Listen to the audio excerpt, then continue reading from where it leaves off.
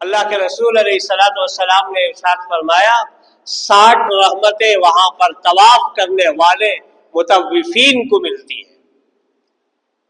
60 رحمتیں طواف کرنے والوں کو اور 40 رحمتیں وہاں نماز پڑھنے والوں کو ملتی ہیں۔ 60 اور 40 100 ہو گئے، اب باقی 20 رحمتیں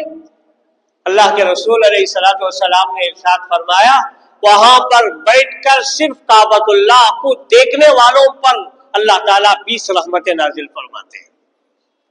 تو کعبۃ اللہ کو صرف دیکھنا یہ کتنی بڑی عبادت ہے۔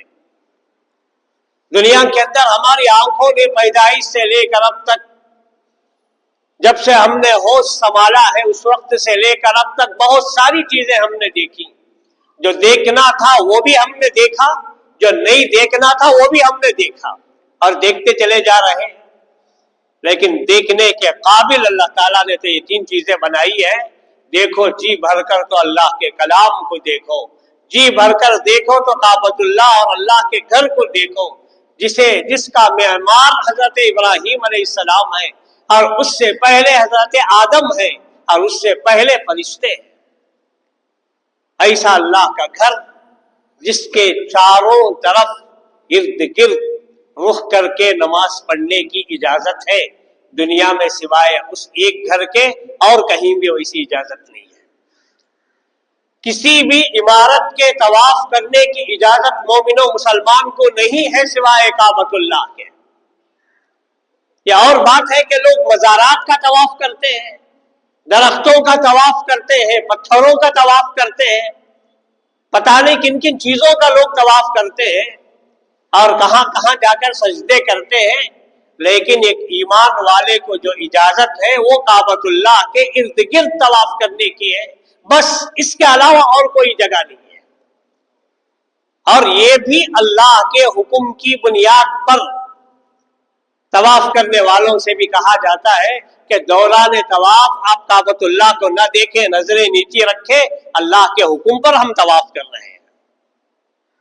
کیسا عظیم الشان گھر ہے، کیسی عظمتوں کا گھر ہے، وہاں پر پہنچنے کی توفیق اللہ سے مانگنا چاہیے، اور اللہ سے توفیق ملتی ہے تو حجاج کرام کو ملتی ہے، عمرہ کرنے والے معتمرین کو ملتی ہے۔ اور تیسری چیز حضرت امام غزالی رحمۃ اللہ علیہ نے فرمایا آنکھیں اللہ تعالیٰ نے دی ہیں تو دیکھو قرآن کریم کو، اللہ کے کلام کو، کعبۃ اللہ کو، اور تیسری چیز فرمایا کہ اہل اللہ کو اور اللہ والوں کو دیکھو، جن کو دیکھ کر تمہیں خدا یاد آ جائے۔ الذین اذا رؤوا ذکر اللہ، فرمایا کہ جب تم ان کو دیکھتے ہو تو خدا کی یاد آ جاتی ہے، ان کو اللہ والے کہتے ہیں۔ یا ایھا الذین آمنوا اتقوا اللہ وکونوا مع الصادقین، اے لوگوں اللہ تعالیٰ سے ڈرو اور سچوں کے ساتھ رہو، دنیا میں رہو تو سچوں کے ساتھ رہو۔ کون ہے سچے؟ صادقین کون ہے؟ حضرات مفسرین نے ارشاد فرمایا وہ اللہ والے ہیں، اللہ سے ڈرنے والے ہیں، خدا کے برگزیدہ بندے ہیں، اللہ تبارک و تعالیٰ کا خوف اپنے دل میں رکھنے والے بندے ہیں، اور اپنی نقل و حرکت سے، اپنے 24 گھنٹے والے اعمال سے یہ ظاہر کرتے ہیں کہ ہم اللہ کے بندے ہیں۔ ایسے لوگ اہل اللہ کہلاتے ہیں، اللہ کا ذکر کرنے والے، اللہ کا خوف کرنے والے، اللہ کی یاد کرنے والے، جنہیں تم دیکھتے ہو تو تمہیں فوراً خدا یاد آ جاتا ہے۔ ایسے ہم اپنے آپ کو بنانے کی کوشش کریں۔ قرآن کریم نے فرمایا رہتی دنیا تک اللہ کے مقبول بندوں کی ایک جماعت دنیا میں رہے گی، اسی لیے کہا کہ تم رہو تو ایسے سچے لوگوں کے ساتھ رہو، تمہیں بھی خدا کی یاد آئے گی، تمہیں بھی اللہ کا خوف پیدا ہوگا۔ تو بہرحال میں عرض کر رہا تھا، اللہ تبارک و تعالیٰ نے حج کے بہت سارے فضائل بیان فرمائے اور کہا